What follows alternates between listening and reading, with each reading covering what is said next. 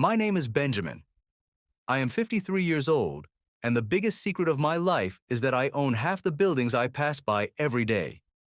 The woman at the dry cleaners has been ironing my shirts with great care for 4 years. She knows I want medium starch, and she remembers that I don't like stiff collars at all. She has learned very well that she should hang my shirts on wooden hangers, not wire ones. She addresses me every morning simply as Benjamin. However, she has no idea that my last name is on the ownership deed of the strip mall her shop is located in. That's where all the excitement and fun of the matter lies. It's just an ordinary Wednesday, and it's exactly 7:22 a.m. I am at that old neighborhood diner 2 blocks from my home, where I always go. This isn't one of those trendy places packed with young people sharing photos of their food.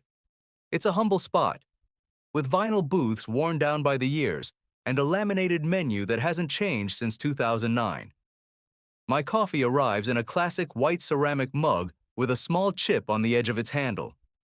Gloria, who works here as a waitress, has never once mentioned that chipped handle. I've always had deep respect for her distant demeanor and quiet professionalism. My order has been the same since my early 50s. 2 eggs over medium, wheat toast, and plain black coffee. The bill always comes out to $8.40, and every single time, I leave a full $4 tip on the table. I don't show off, nor am I stingy. Gloria thinks I work as a risk analyst at an insurance company. I haven't corrected this sweet lie for years. I let her think that way. There is something about the way I look at my watch twice that makes me look like someone who calculates risks. In fact, I do manage risks, but on my own behalf. My phone is resting silently on the table, face up. I scan the message from my portfolio manager with the corner of my eye and flip the device back over. I raise my head and look out the foggy window. The boiler room of the 19-unit apartment building I've owned for 8 years was replaced last Thursday. $11,400 in cash came out of my pocket in one lump sum. My net remaining amount for this month, after all ownership and maintenance costs, is $19,600. Clean. Problem solved. Now time to move on. I take a bite of my eggs and start thinking about the old days. My story didn't start with a brilliant software idea or apps coded in a garage. It began 25 years ago, in my late 20s, in Charlotte on a gray February day, with a storage auction. Back then, I had only $7,200 in savings in the bank and worked as a facilities coordinator at a regional hospital. It was a fancy-sounding, but empty job.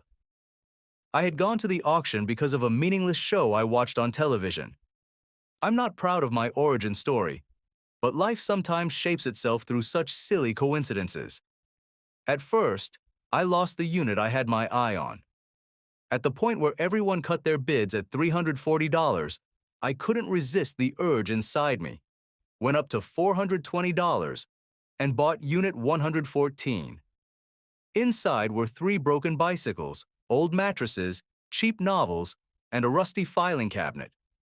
When I opened the lock with the help of a screwdriver and looked inside, I found all the commercial documents belonging to a man who had operated a small cleaning company for 9 years, and then vanished, leaving everything behind. The ledgers were kept with meticulous care. Income and expense statements, customer lists, chemical supply costs, and employee working hours were detailed. I sat on that cold concrete floor for a full 45 minutes, examining that person's ledgers.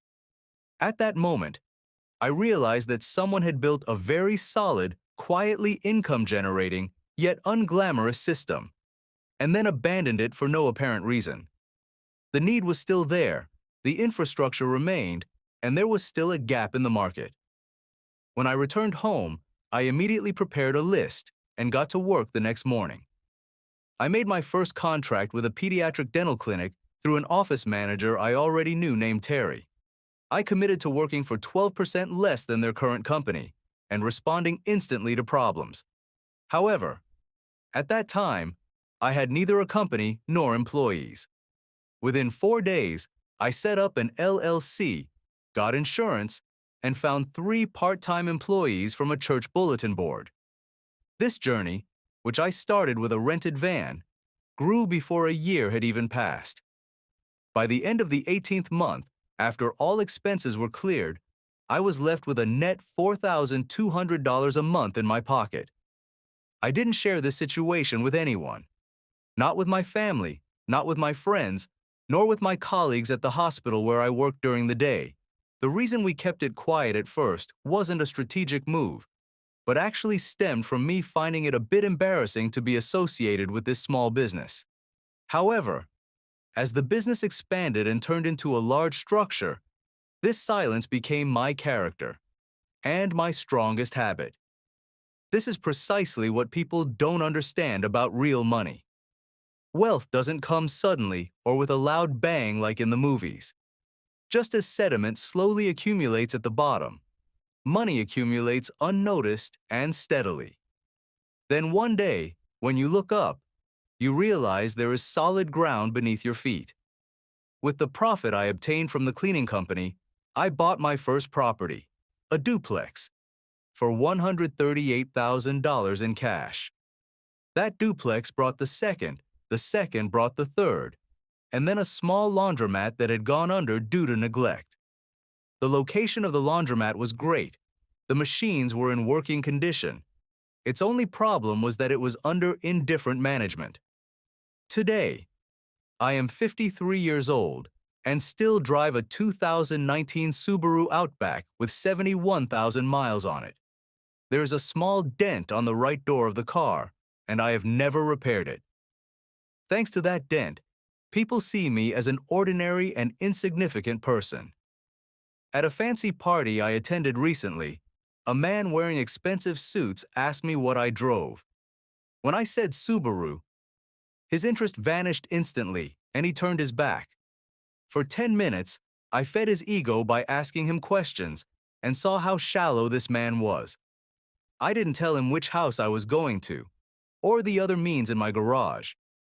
The apartment I live in is in a good neighborhood. A 2-bedroom, modest place from the outside where an ordinary specialist could stay.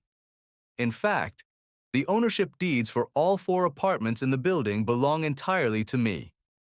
My neighbor across the hall, Dennis, is a wonderful carpenter, and every December he brings me cookies he made himself. Last year, when there was a water leak in his bathroom, I said, "I'll handle it," and immediately called the plumber. The next day, he left the message. "You are truly a great man, Benjamin," and I still keep it on my phone. Over the years, my portfolio took shape. Parking lots, car washes, mini storage facilities, and ATM chains. I pay Antoine, who maintains the ATMs, $22 an hour, and he has never neglected his job in 2 years. My former accountant, Helen, looked at my balance sheet one day and said, "This is the most boring portfolio." I thanked her because I knew what I was doing. My job is to provide boring but strong cash flows. Last month, I saw an old car washed by the side of the highway. It was in a perfect location. The owner was a 74-year-old named Earl living in Florida. I saved his number and am waiting for Monday to call. Appearing eager is important in this business. From time to time, a feeling of loneliness creeps in. But it isn't a drama-filled loneliness. It's simply about not letting anyone into the rooms of your life. My best friend, Marcus, has been trying for 11 years and recently considered mortgaging his house for a smoothie franchise. I reviewed his contract, pointed out the hidden dangers, and got him to give it up. When he asked, "How do you know all this?" I just said, "I read a lot." Last October, when my assets exceeded $650 million, I was looking for parts in the plumbing aisle. I bought the part, went home, and fixed my faucet. Sitting by the window in the evening and watching the street, there was neither great pride nor joy.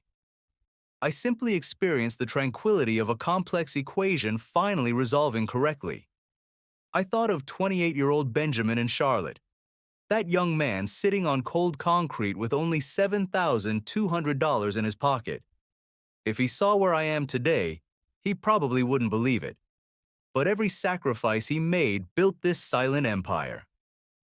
I take the last sip of my coffee. Gloria comes over and asks if I'd like another coffee. Smiling, I say, "I'll have one more mug. I have a few more minutes." I open my notebook on the table and write a new name at the top. Raymond, who wants to hand over his pest control business. While the city outside flows by in its own rush, in the background, 23 different boring businesses of mine that nobody knows about continue to work quietly and make money for me. Being Benjamin is to enjoy precisely this silent power. Thank you for watching. Don't forget to subscribe to my channel for all finance-related information.